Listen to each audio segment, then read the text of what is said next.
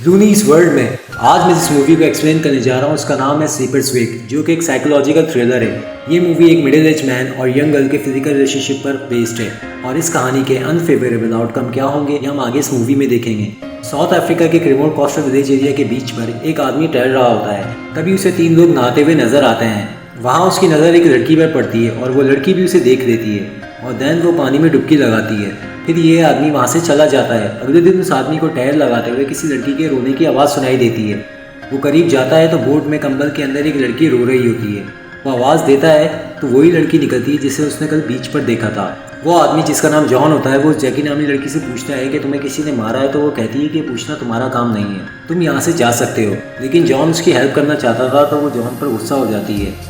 John कहता है कि मैं तो सिर्फ तुम्हारी मदद करना चाहता हूँ, तुम रिलैक्स हो जाओ। जैकी जॉन से कहती है कि तुम्हारे सर पर ये चोट कैसी है, तो वो कहता है कि ये पूछना तुम्हारा काम नहीं है। फिर जैकी कहती है कि तुम अगर यहाँ से नहीं गए तो मैं तुम पर इल्ज़ाम लगा दूंगी कि तुमने मुझे मारा है और मुझे अब्यूज़ किया है। तो जॉन कहता है कि मैं तो सिर्फ तुम्हारी मदद करना चाहता हूँ, मैं तुम्हें कुछ पैसे भी दे सकता हूँ।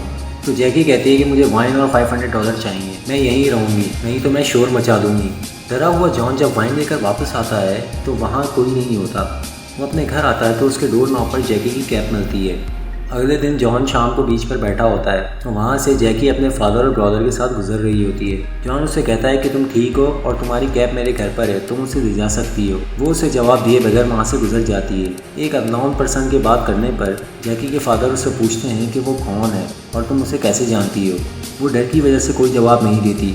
जैकी के फादर जॉन के घर उसको डिनर पर इन्वाइट करने आते हैं क्योंकि जैकी ने उन्हें बताया था कि जॉन ने उसकी मदद करने की कोशिश की थी।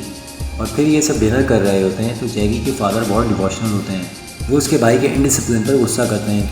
तो जैकी कहती है कि आप हमारे साथ कोई रेसिव एटीट्यूड क्यों रखते हैं।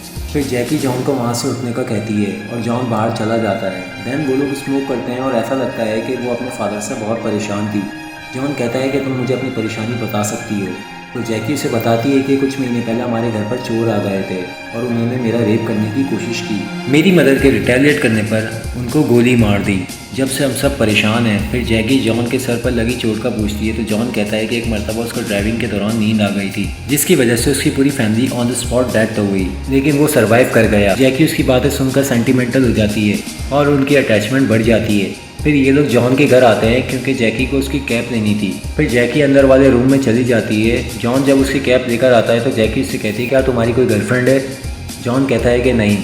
जैकी कहती है कि मैं यहाँ रह सकती हूँ। जॉन उसे मना कर देता है। देन जैकी डिप्रेस्ड हो जाती है। फिर जॉन रूम से बाहर आता है और वो वापस आता है तो जैकी उसके सामने बेडली खड़ी हो जाती है। जॉन सरप्राइज होता है और वो जैकी पर एक कपड़ा डालता है। जैकी काफ़ी अपसेट हो जाती है और कहती है कि मेरा रेप हुआ है, इससे तुम मुझे टच नहीं करना चाहते। इस बात पर जॉन को जैकी पर तरस आता है और वो उसे हक करता है और सजेस्ट करने की कोशिश करता है। जैकी समझती है वो मान गया है, लेकिन जॉन उसे उसके कपड़े पहनाकर उसको घर भेज देता है। अगले दिन जैकी अपनी मेड के साथ जॉन के घर आती है और कल के एटीट्यूड पर माफ़ी मांगती है और मेड वहाँ से चली जाती है और जॉन भी उसे माफ़ कर देता है। फिर ये दोनों हाइकिंग के लिए जाते हैं। तभी वहाँ पुलिसमैन आता है और जैकी से पूछता है कि ये आदमी कौन है। तो जैकी कहती है कि मेरे फादर के फ्रेंड हैं। पुलिसमैन वहाँ से चला जाता है। ड्यूरिंग हाइकिंग जॉन भी जैकी के साथ अटैच होने लगता है। फिर ये दोनों घर की तरफ वापस आते हैं। फिर रास्ते में डेंस डेजर्टेड फॉरेस्ट में दोनों फिजिकल होते हैं, लेकिन वहाँ जैकी के फादर एंड ब्रदर बोटिंग कर रहे होते हैं जिनकी आवाज़ सुनकर ये लोग अपना सामान उठाकर वहाँ से जाने लगते हैं। जैकी के फादर उसके घर आ जाते हैं और उसको ऐसा लगता है कि आज हमारा राज फाश हो गया। जैकी के फादर उसे डिनर पर इन्वाइट करते फिर वो डिनर करते हैं तो जॉन कहता है कि मुझे कल जाना है। फिर जैकी उसे टेम्प्ट करने लगती है, लेकिन जॉन कहता है कि पोर्ट एलिज़ाबेथ से कर डरबन चला जाऊँगा और वो जॉन को टॉन्ट करने लगती है और उसे अपना एहसास दिलाने की कोशिश करती है। जैकी के एटीट्यूड की वजह से उसके फादर जॉन से माजरत करते हैं और जॉन वहाँ से चला जाता है। अगली सुबह जॉन के घर जैकी आती है क्योंकि जैकी अपने आप को रिस्ट्रेन नहीं कर पा रही थी। अब जॉन भी चाह रहा था कि उसे जाना है, तो वो दोनों इंटरकोर्स करते हैं। इंटीमेसी के दौरान उन्हें अपने घर के बाहर ऐसा लग रहा था कि कोई उन्हें वॉच कर रहा है और वो थी जैकी की मेड। वो जैकी को बुलाती है तो जैकी नीचे आती है और मेड जॉन को अजीब तरीके से देखती है कि अब जैकी के फादर जॉन का क्या असर करेंगे। जॉन अपना सामान पैक करके जाने ही वाला होता है कि अचानक जैकी के फादर वहाँ आ जाते हैं और वो उसे कहते हैं कि उनका बेटा सिमन कहीं गायब हो गया है और उसे तलाश करने में मेरी हेल्प करो। फिर जैकी के ब्रदर को ढूंढने में लग जाते हैं, लेकिन काफ़ी कोशिश के बाद भी वो नहीं मिलता। अगले दिन वो पुलिसमैन जॉन से मिलता है और कहता है कि मुझे जैकी बहुत पसंद है और तुम उससे मेरी शादी की बात करो। तो जॉन कहता है कि अभी उसका भाई गायब हो गया है और अभी ये बात करना मुनासिब नहीं है। और वो वहाँ से चला जाता है। बहुत ढूंढने के बाद भी जैकी का भाई नहीं मिलता, तो लोग एज्यूम करते हैं कि वो अपने बिज़ायर फैमिली सर्कमस्टेंसेस की वजह से यहाँ से भाग गया और कभी वापस नहीं आएगा।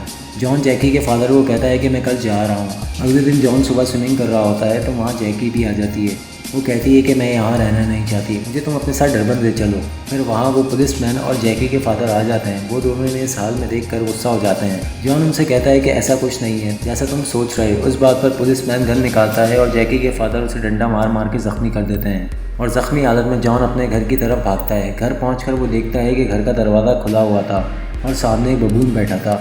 तभी वहाँ जैकी के फादर आ जाते हैं और उनके दरमियान काफ़ी लड़ाई होती है और दोनों ज़ख्मी हो जाते हैं। फिर बबून जैकी के फादर पर हमला कर देता है और फिर जॉन उस बबून को मार देता है। फिर वहाँ जैकी और पुलिसमैन आ जाते हैं और फिर पुलिसमैन जैकी के ज़ख्मी फादर को वहाँ से लेकर चला जाता है और जॉन भी उनकी हेल्प करता है। पुलिसमैन जॉन को थ्रेट करता है कि तुम यहाँ से डरबन चले जाओ। जैकी कंफ्यूज हो जाती है कि वो कहाँ जाए। एक तरफ उसके ज़ख्मी फादर और दूसरी तरफ उसका बॉयफ्रेंड जॉन, जो हमेशा के लिए डरबन जा रहा था। जैकी की सिचुएशन काफ़ी कंफ्लिक्टिंग थी। वो जॉन की तरफ देखती है और वो रिलक्टेंटली अपने फादर के साथ पुलिस कार में बैठ जाती है। जैकी के स्टैंस को जॉन भी सपोर्ट करता है क्योंकि वो रियलिस्टिक था। जैकी और उसके फादर गले लगकर रोते हैं और रियलाइज़ करते हैं कि दोनों का रिलेशन और प्यार कितना ज़रूरी है। डूज एंड डोंट्स रिलेशन को बर्बाद कर सकता है। आज़ादी से रहना हर इंसान का हक है। अगर उस पर कोई पाबंदी लगा दे तो पिंजरे में बंद परिंदे और कैद में जकड़े इंसान में क्या फ़र्क रह जाएगा। जैकी और जॉन एक दूसरे के साथ रहना चाहते थे, लेकिन ये आसान नहीं था। In the race of satisfaction there is no finish line. और इसी के साथ साथ ये मूवी यहाँ पर एंड हो जाती है।